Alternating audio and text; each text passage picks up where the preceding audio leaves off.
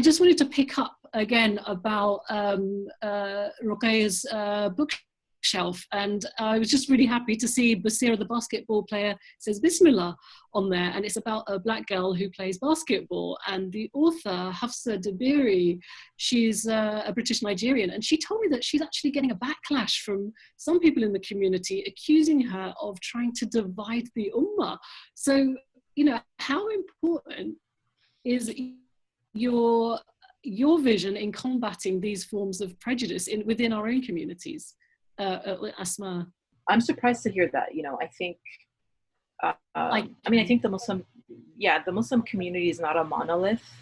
There's going to be people who have all sorts of opinions and all sorts of ideas of what it means to represent yourself in the best way, especially with Muslim women.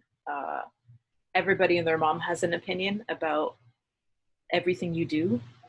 And the thing is, I think you kind of just have to rise above it, but not just rise above it. I think that you have to put in the work and the research to make sure that what you're doing is ethical and what you're doing is correct and what you're doing is the best that you can do, and not, I guess, not go into like unethical behaviors and that kind of thing. But if you yourself are confident and you've put in the work and the research and you know that what you're doing is, inshallah, something beneficial, then at that point, you have to rise above what people might come at you with.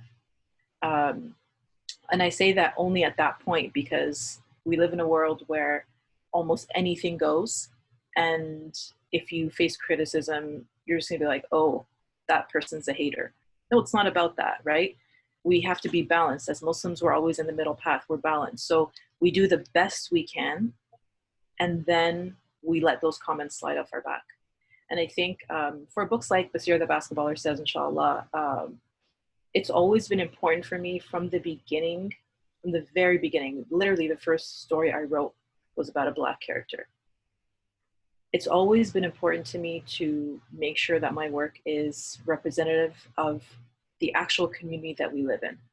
Our Muslim community is so diverse. In the UK, I'm sure you guys have a lot of diversity, but especially here in Canada and in Toronto, we have Muslims from literally every single place in the world.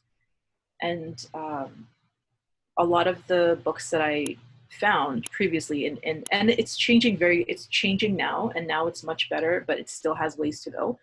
But at the beginning, a lot of the sort of Muslim-centered stories, Muslim-centric, I don't know if that's the word, but if a lot of those stories were white characters, which is quite silly, or like just white characters, or Arab characters or whatnot. And I think that it's really important to make sure that your work is representative of the children that are reading that work, you know.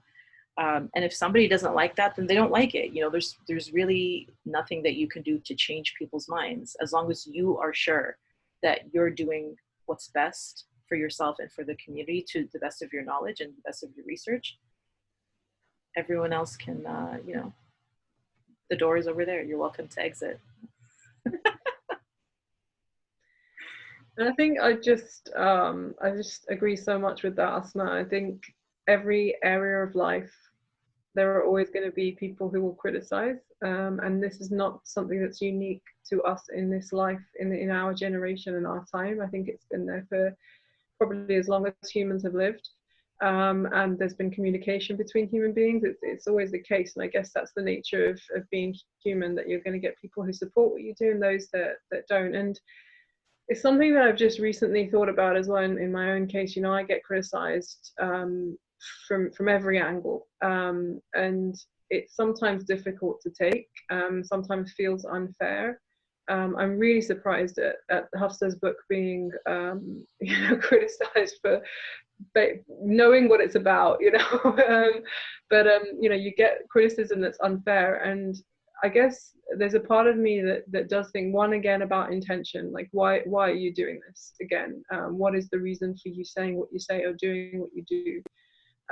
But also, yeah, I guess from a perspective of trying not to take it too personally, I just remind myself of the fact that ultimately who's the one that's the actor and who's the one that's giving the success. And so do I even have a right to be upset? Or do I, like I think about things to that level, in the sense of, if someone who's been criticizing you is getting far in life, for example, I'm just making something up here, but you're seeing that and you're going, that's unfair.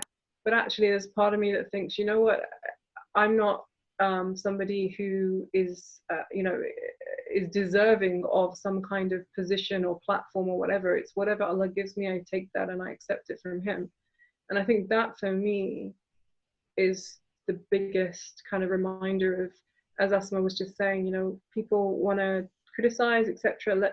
That's up to them. That's where they're at. But for me personally, it's a case of just focus on what your intention is and what you're trying to do. And if Allah wants to give you success, it will come. As simple as that. Inshallah, thank you. I hope I am back. So I just wanted to ask some final questions now, because it would be really great to get to some of the questions that have been sent in by our listeners and viewers on Facebook and on Zoom, and you can carry on submitting your questions.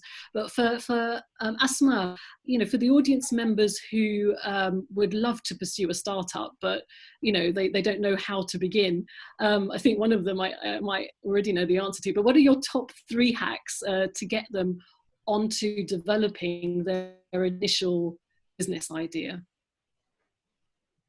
Oh, you know what my top one is going to be, right? Yeah. You know what it's going to be. It's going to be Google it. No, but seriously, I know it's funny, but actually, when I say Google it, I mean do your research, right? So look into people who are in the same space. What they've been doing, what they've been doing successfully, what they've been doing that perhaps isn't as successful, and learn. So you learn on the job once you've already begun, but you need to prep before that as well. So for example, I know this isn't about like a startup, but one of the pieces of advice that writers always get is, if you're planning to write in a certain genre, go to the library and take out like 50 books of that specific genre and read them all, so that you can see what's out there already, so you can see what themes are usually talked about in those kinds of genres, so you can make sure that your work isn't like replicating somebody else's work and that kind of thing. So do your research.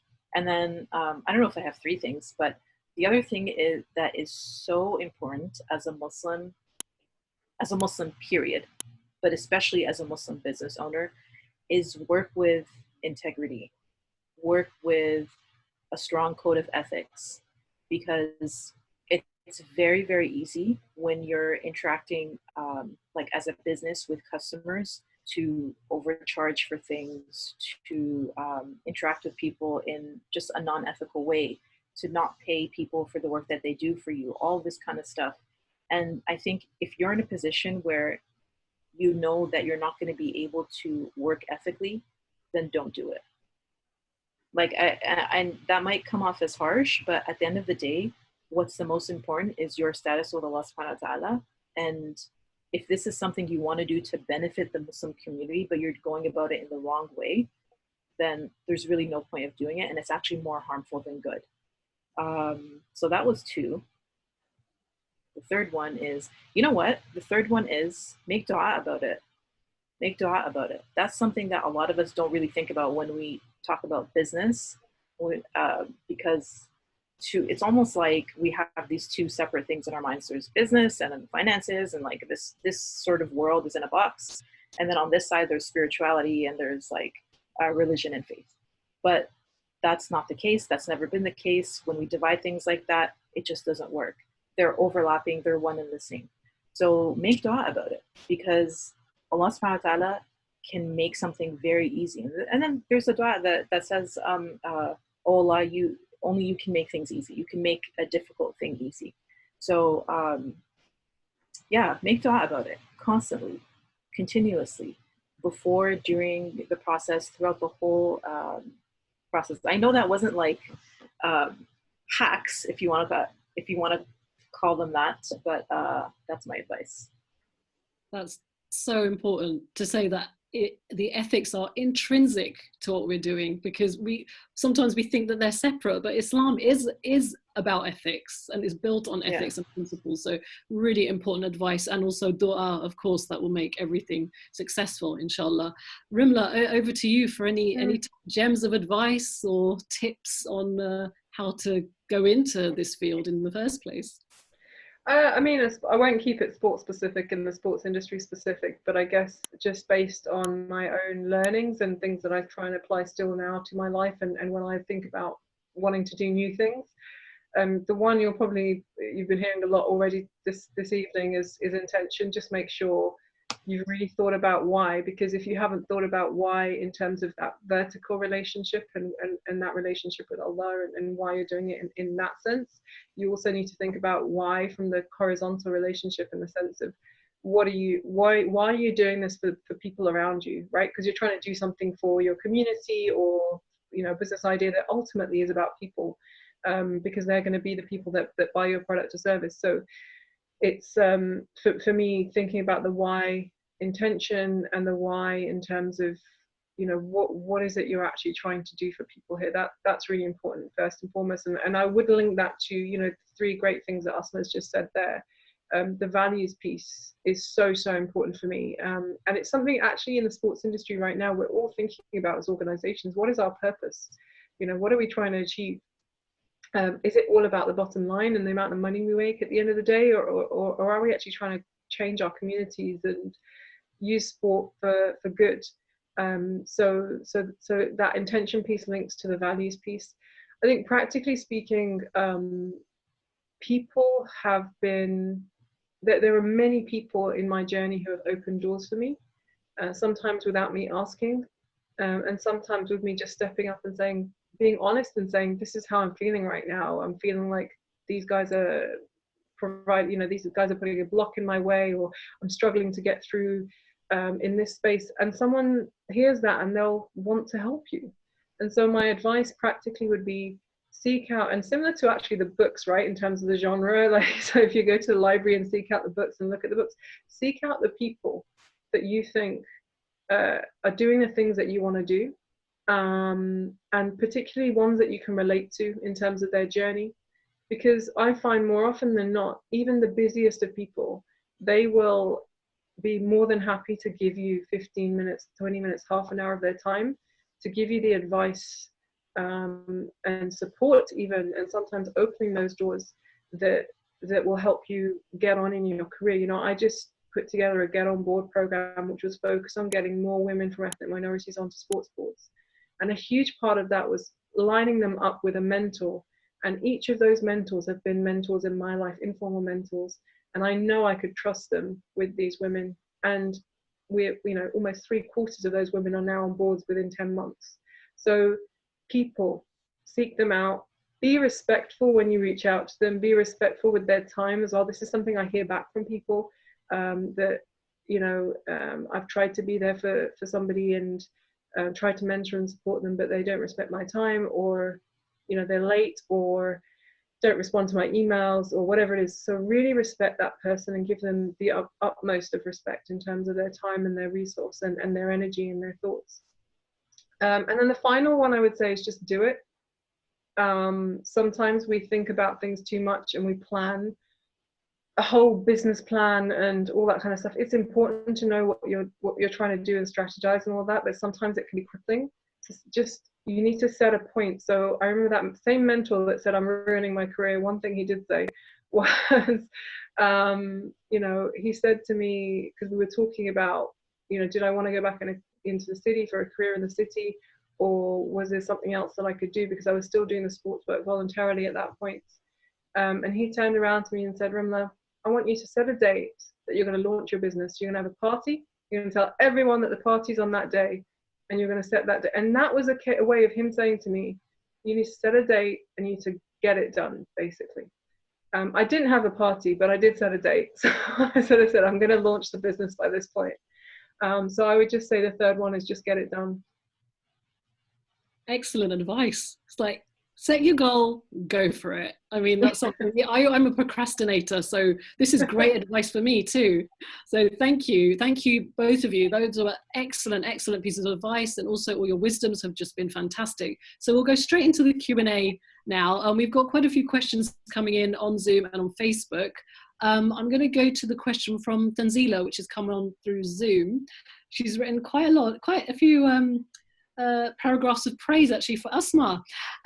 She said that, you know, she wants to say that you really are inspiring her, and you're giving her so much courage, and courage is such an important asset to have when you enter entrepreneurialism. And she just wanted to say that she's an aspiring writer, and that she's drafted 2 children's Islamic books, and that she has $0 budget. And she wants to ask, what's your perspective on self-publishing on Amazon's Kindle store? And also, how important is it to have an editor? And then if we have time, we'll go to the third question. Okay, so I actually see it here on the Zoom chat. So let me do the second question first. How important is it to have an editor? That's literally the most important step. That is the most important step. It's not the illustrations, it's not like the drafts that you've written or the marketing or anything. It's the editor. Because if you put out a beautifully illustrated book, but the story is subpar, or the story could use some, could use a little love, that's really going to undermine your work.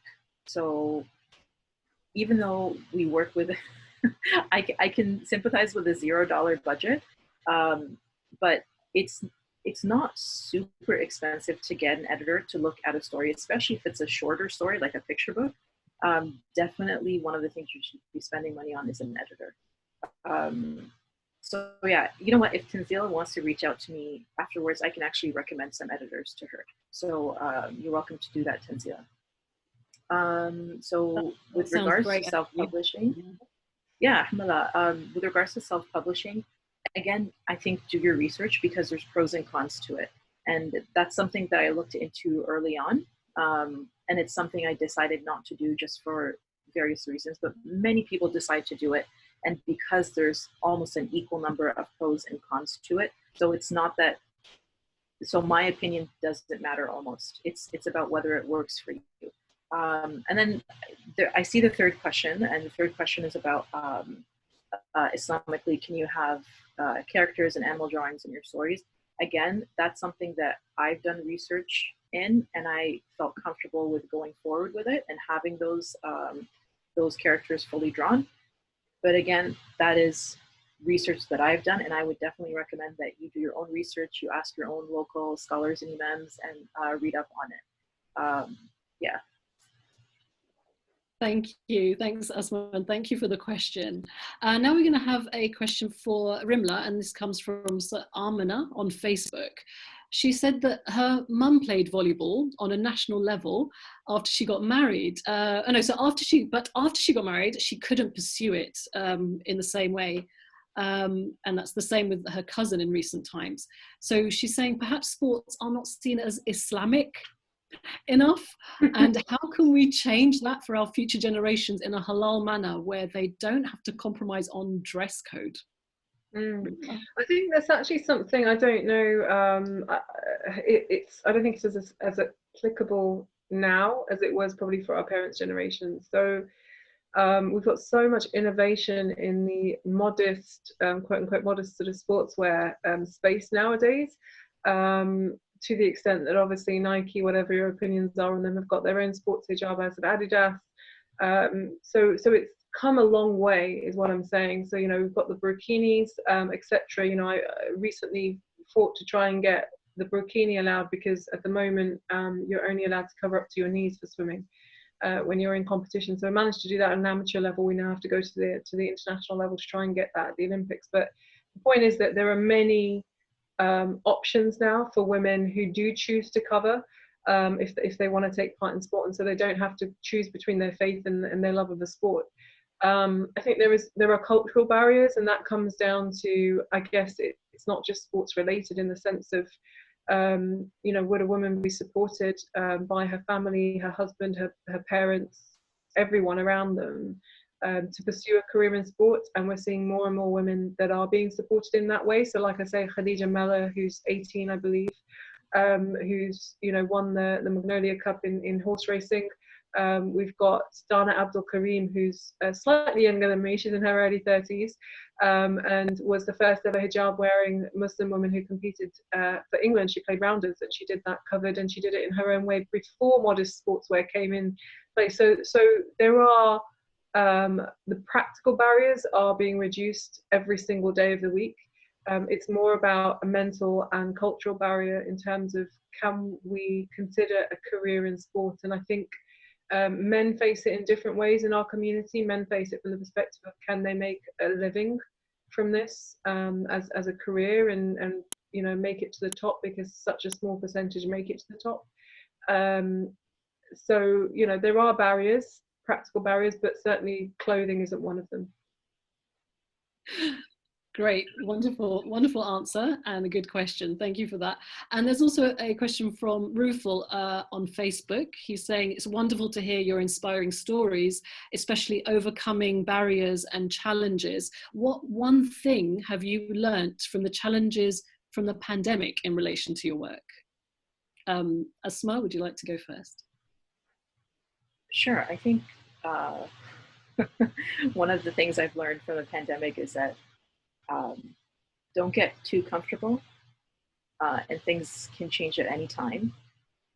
And it's interesting, actually, because a lot of businesses have tanked because of the pandemic and because of just the negative effect it's having on the economy. But some other businesses have thrived, you know, and it's like, to me, things can change anytime, and be prepared for them to change, and be prepared to pivot in your business.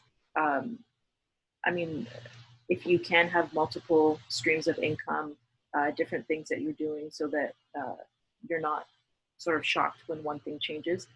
This is the advice I'm giving. I don't necessarily have multiple streams of income myself, but I would eventually like to get to a place where I do, so that if something like this does happen, it doesn't put my livelihood at risk, basically. But I also think that everything is in the control of Allah, you know, regardless of how much we plan things out, regardless of how perfect like our work is, at the end of the day, everything is in the hands of Allah subhanahu wa ta'ala. And then we ask Him to provide us our risk. Yeah. Thank you.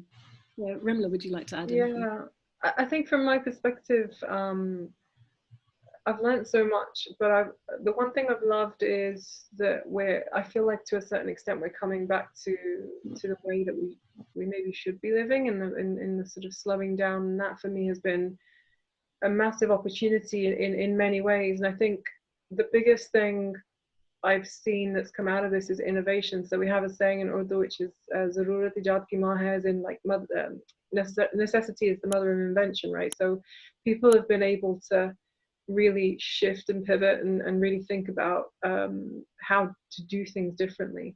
But it comes back to what I was saying earlier on around purpose and being purpose driven. It's like a cliche right now, or it's a thing that's the in thing amongst a lot of people, you know, what is purpose? But truly from a Muslim centric perspective, we know what our purpose on earth is, and therefore how does what we do relate to that? You know, it comes back to the point of, is it about the bottom line? Is it about making as much money as we possibly can, or is it about the impact that we're having? And so in every role that I hold, in every space that I speak, it's very much a case of thinking about that and reminding people to think about that, reminding myself first, obviously. But I think that would be the biggest thing that I've learned during this lockdown time, is just that reminder of coming back to the center and coming back to a place of knowing what it's really about in this world. Stripping it back to the core. Really well said. Thank you. Your incredible contributions have just been fantastic, and the insights that you've given, it's been so fascinating to hear both of you. Could you please tell us how we can find out more about Ruqayyah's bookstore? I mean, how do we go onto that? And Rimla, for your consulting, like, tell us how to find out more about you and follow you. Rimla, you can start off, and then we'll go to Sure. Well, I'm on Twitter, and I'm not very good at the others, Instagram and all of that. I'm a bit too old for that, but I'm there. You can contact me, you know, and also rimjimconsulting.com is our website. So just check us out, get in touch if there's anything that you feel that I personally or the organisation can support you with. I'm more than happy to do that. You know, Twitter's more about my ramblings, so I'm not sure if you want to follow me there, but more than happy to have you join the community. Wonderful, thank you. And Asmaa, how can we get in touch with you or follow you and find out more? So, yeah, I'm not on Twitter. Well, I am, but very, very inactive. You guys can find me on Instagram, Ruqayyah's Bookshelf, or you can visit ruqayyahisbookshelf.com. You can also visit our Facebook page, Ruqayyah's Bookshelf. Wonderful. And yeah, just for, yeah, be part of the huge following that you have on Instagram. I've started following you, so, and I follow both of you on Twitter as well. Just want to say thank you again to our panelists. You've just been absolutely fantastic and extraordinary, and it's been wonderful to hear your stories. And I want to say thank you to our viewers for joining us on this first panel discussion for Reclaiming the Narrative, brought to you by HeroCrowd. Today has proven how entrepreneurship is in our tradition, emphatically women. We assure you that it's not destined to be a tokenistic panel that just seeks to tick a gender box. HeroCrowd plans many more sessions like this, as well as panels made up of both women and men of diverse backgrounds.